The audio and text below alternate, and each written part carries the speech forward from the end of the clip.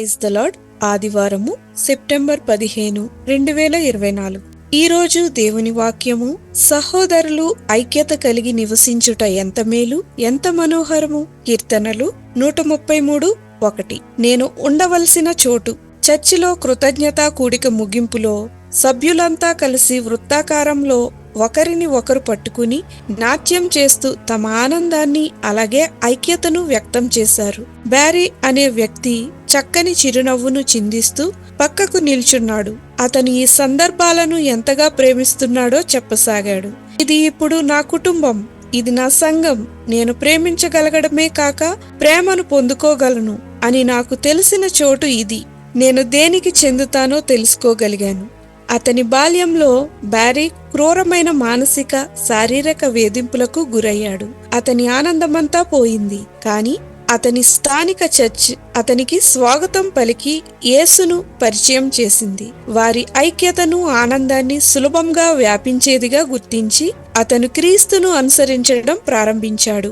ఇంకా అతను ఆదరణను అలాగే ప్రేమను పొందుకున్నాడు కూడా.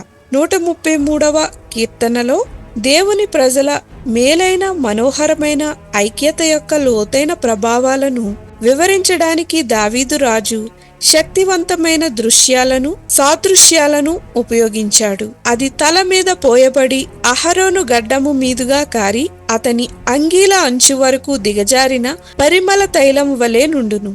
కొన్నిసార్లు ముఖ్యమైన వాళ్ళు ఇంట్లోకి ప్రవేశించినప్పుడు స్వాగతం చెప్పడానికి ఈ అభిషేకం పూర్వకాలంలో సర్వసాధారణంగా చేసేవారు.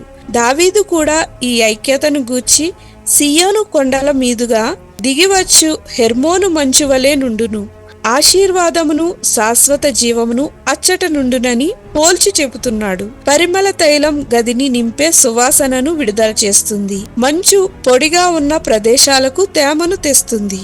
ఐక్యత కూడా ఒంటరిగా ఉన్న వారిని స్వాగతించటం వంటి మేలైన, మనోహరమైన, ఆహ్లాదకరమైన ప్రభావాలను కలిగి ఉంటుంది. క్రీస్తులో ఐక్యంగా ఉండడానికి ప్రయత్నిస్తే దేవుడు మన ద్వారా మంచిని తీసుకురాగలరు.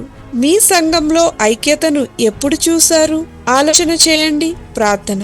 యేసయ్యా, నేను అంగీకరించడం తేలికగా భావించే వారిపై మాత్రమే కాకుండా నేను ఇబ్బందిగా భావించే వారిపై కూడా నీ ప్రేమను చూపించడానికి నాకు సహాయం చేయమని యేసు నామమున అడుగుచున్నాం తండ్రి.